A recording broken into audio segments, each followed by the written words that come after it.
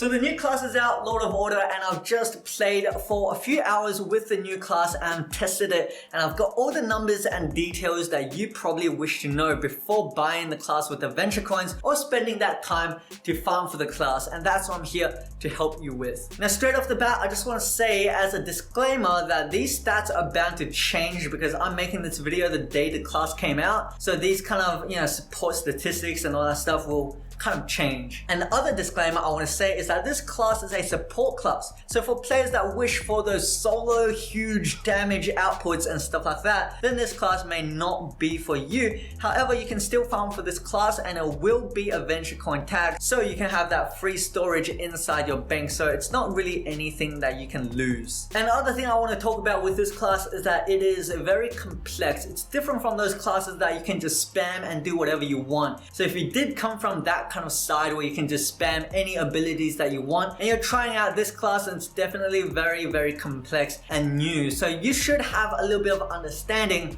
before going into this class, and that is what I'm here for. I'm here to translate those harder numbers, harder statistics into anybody or everybody can understand and use the class to its maximum potential later on. So stick to the end of this video and then you'll be able to decide for yourself whether or not this class is suitable for you, or you wish to stick with other support classes or other classes in general. My name is Shy Hero, guys, and I'm here to give you guys the 2012 class review of the new class, Lord of Order, the 11th birthday class as well, Lord of Order. Let's go.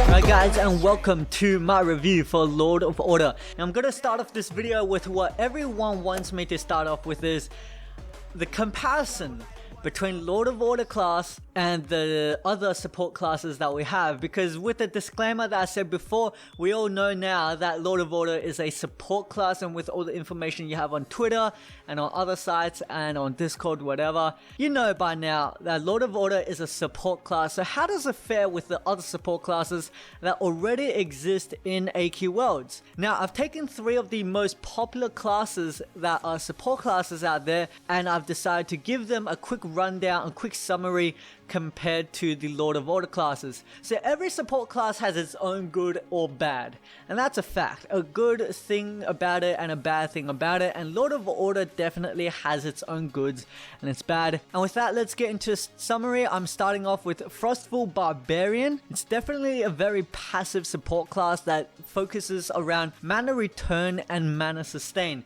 So that's one thing that's good about Frostful Barbarian. The bad thing about Frostful Barbarian is the DPS, really low DPS, no damage at all, and yeah, pretty much useless in terms of damage wise. The next one we've got is Stonecrusher. So Stonecrusher is very good as a support class that focuses on team aggressive plays, so it boosts haste for the whole team while dealing a lot of damage. So kind of the focus for Stonecrusher is kind of like taking down the boss with maximum efficiency, and that's very good. There's no real downside about Stonecrusher.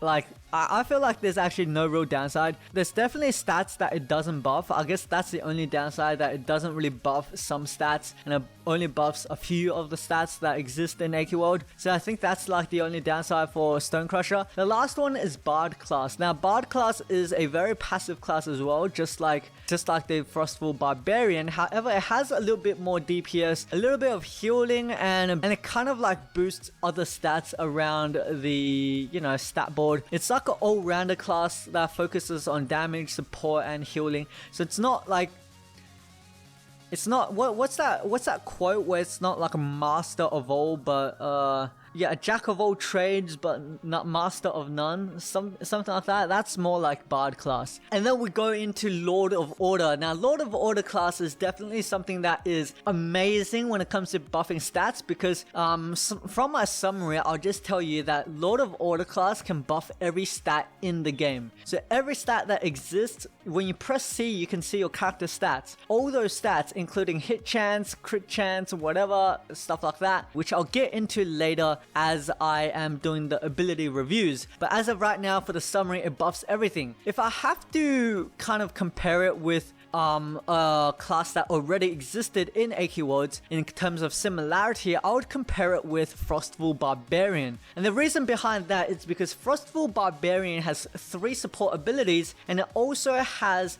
only 1 damaging ability, and that same goes to Lord of Order class because it only has 3 support abilities and 1 damaging ability, just like Frostful Barbarian.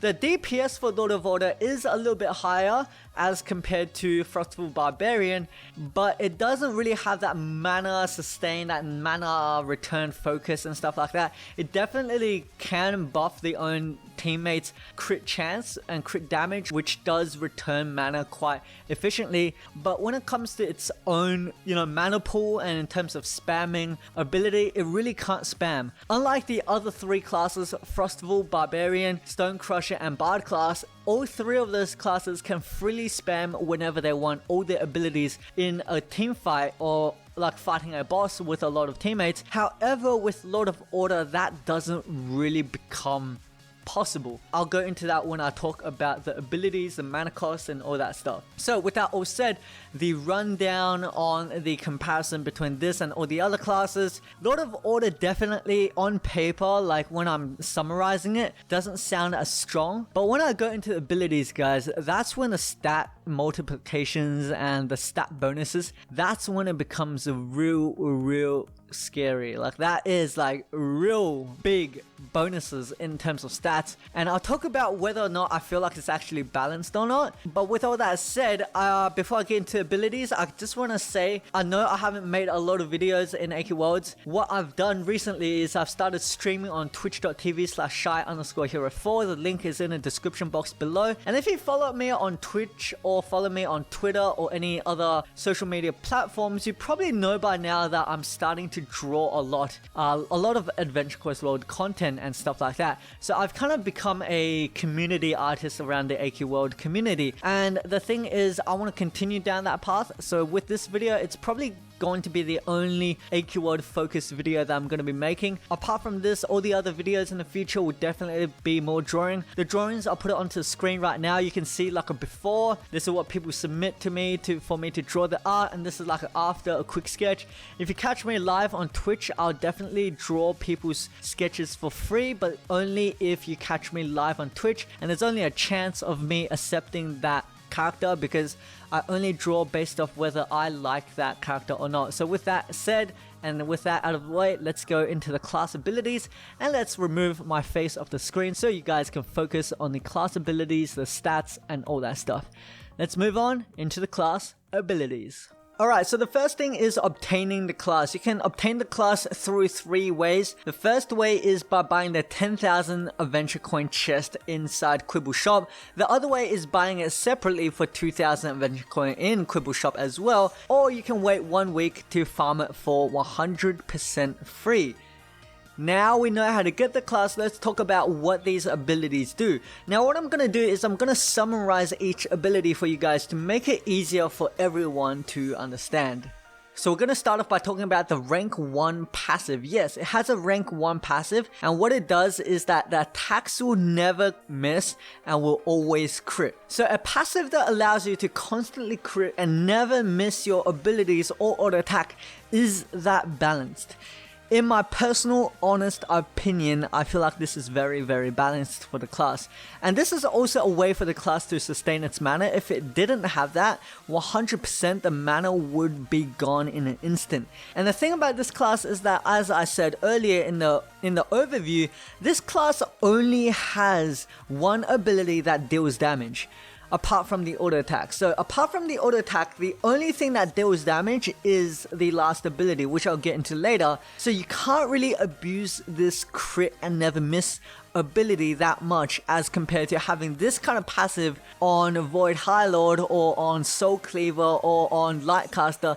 Like that would be 100% broken, but for it to be on a support class like Lord of Order, it's definitely very balanced and actually balances out the class. Otherwise it would be under balanced because of the mana problems. Next up we have is the auto attack. So the auto attack is the average damage that deals damage based off both attack and spell power. Now this works off the rank 1 passive as well, because the luck enhancement provides both attack and spell power, and the luck statistic also gives a huge bonus to crit damage output, and that works really well with the class's rank 1 passive. Alright, so auto attack and passive out of the way, let's talk about the abilities. The first ability that we have is called Harmony. It buffs you and 5 allies, applying empowering to all targets, increasing all your stats by 20% for 10 seconds, 20 mana and an 8-second cooldown. So straight up you can tell that this ability is able to chain. So the biggest thing about chaining abilities is you have to see whether or not it's mana efficient. And if you were to chain this ability and all the other abilities, which I'll show you later, you will run out of mana very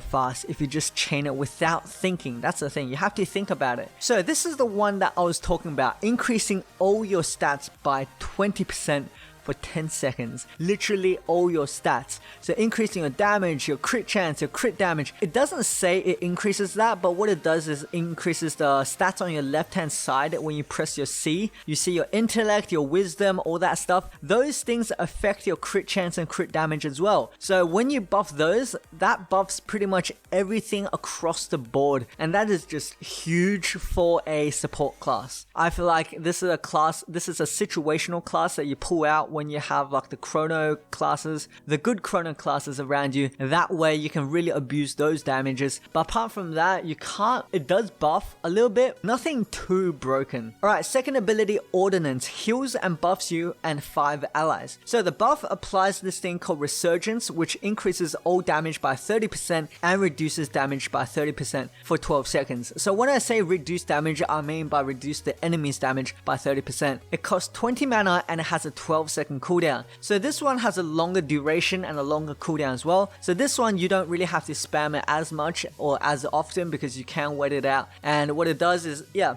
pretty straightforward. The thing about this is that the first ability buff, the second ability buff, and later on the third ability buff can all actually be stacked on top of each other, so that damage bonus will be stacked and stacked and stacked. The healing, however, can be stacked for Ordnance, so that's one thing you can take note of, which is when you heal yourself, it has a small average heal. But because you increase your damage by 30%, the next heal would definitely be a lot larger than the first heal. So that's one thing you can take into account. Alright, the next one, Axiom, buffs you and 5 allies, applying this thing called Clarity, which increases your haste by 30%, hit chance and crit damage by 40% for 8 seconds with a 20 mana cost and an 8-second cooldown. So straight up you can see all 3 abilities has a 20 mana cost, and if you reuse them like 5 times, you're out of mana, which is quite fast, not including any auto attacks in between. But you're gonna run out of mana pretty fast if you just spam these. So you really have to time them correctly. So with Axiom's buff and everything, I feel like that's pretty good. It's pretty balanced. It's nothing broken. It really depends on what kind of classes you pair up the Lord of Order with. You pair it off with Void Harlord, Lightcaster, and the Chronon classes, it's definitely gonna be a stronger class overall because you buff their DPS. But if you pair it up with, you know, weaker classes, then it's gonna be weaker. So it really depends on your environment that you're in. So the thing about these first 3 abilities, Harmony, Ordnance, and Axiom, those 3 abilities is that they have 8-second, 12-second, and 8-second cooldown, but because of your haste boost and your enhancement haste boost and all those haste boosts that you get, those cooldowns are down to about 3 to 4 seconds long, which isn't very long at all. Now, if you do spam your abilities because you only have 3 to 4 second cooldown, you will run out of mana. However, if you time them correctly, because it's a 4-second cooldown, you time them and you wait 4 more seconds, then you use it, you're definitely able to control your mana efficiency. So this is one of those classes that you have to take into account, that when did you press that ability and how long ago, but it's not really something that you have to worry about because once it runs out, it really shows you like, oh hey, this ability ran out, you should press it. The only abilities that I recommend you to chain when it's off cooldown is Axiom, which is a 3rd ability, mainly mainly because this increases your haste, and when you don't chain it, when that buff disappears, your cooldowns go back onto reset, and that is quite frustrating to wait for. Also, Harmony is another one that does give you that reset because you do buff your haste as well with Harmony's 20% increase to all stats. So maybe applying Harmony and Axiom on a chain and having Ordnance waiting on cooldown before activating it again will allow you to sustain your mana quite well. Alright, talking about the last ability, which is Blessing of Order. Now, Blessing of Order targets one enemy and damaging them, applying Quixotic for 4 seconds. So what Quixotic does is that it causes the enemy's attack to heal instead of dealing damage. But it also applies stability for 25 seconds, which prevents Quixotic from applying again on that same enemy unless you wait for 25 seconds. And apart from that, it also applies Order for 15 seconds, which decreases enemy damage by 8%, stacking up to 5, calculating up to 40% damage reduction, 30 mana and an 8-second cooldown. So this is another spamming ability which costs quite a lot of mana. Now, I just want to be clear with you guys that this is not a return damage ability like Thief of Hour or Pyromancer. That debuff called Quixotic is not the ability like Thief of Hour or Pyromancer. Instead, it turns their damage into healing. So it doesn't damage themselves, instead it heals you by how much damage they deal. Now, but this is only applied for 4 seconds, and after 4 seconds, you'll have to wait 25 seconds without using this ability in order to gain this effect again. So the whole idea of the ability revolves around the idea of the damage debuff, not the Quixotic debuff. So the 4-second healing is just like an extra little quirk for the class to stand out apart from the rest of the classes out there. And the thing is, this Quixotic buff you can apply on one enemy, and then you can't really apply onto it again for 25 seconds, but then you can also apply it onto another enemy if you wish to, if you wish to see the effect take place and heal yourself for about 10 to 20 healing, because it is based off how much damage the enemy does. So most enemies out there don't really deal a lot of damage and the healing isn't that high. So this kind of Quixotic thing is really made for PvP. When you time it right, you get that massive heal. And the last ability is like probably the most complex ability, but once you get the idea of when to use the ability, it really makes sense, because in PvP is ability that you really want to make sure that you're not just spamming, because you want to time it right depending on the class that you're versing. But in PvE, it doesn't really matter. Now, the passive for the class that you unlock at rank 4 is 20% increased haste, so that means even more cooldown reduction and decreasing incoming physical and magical damage by 15%, and there isn't any rank 10 passives. Now, as I said in the start of the video, this is a disclaimer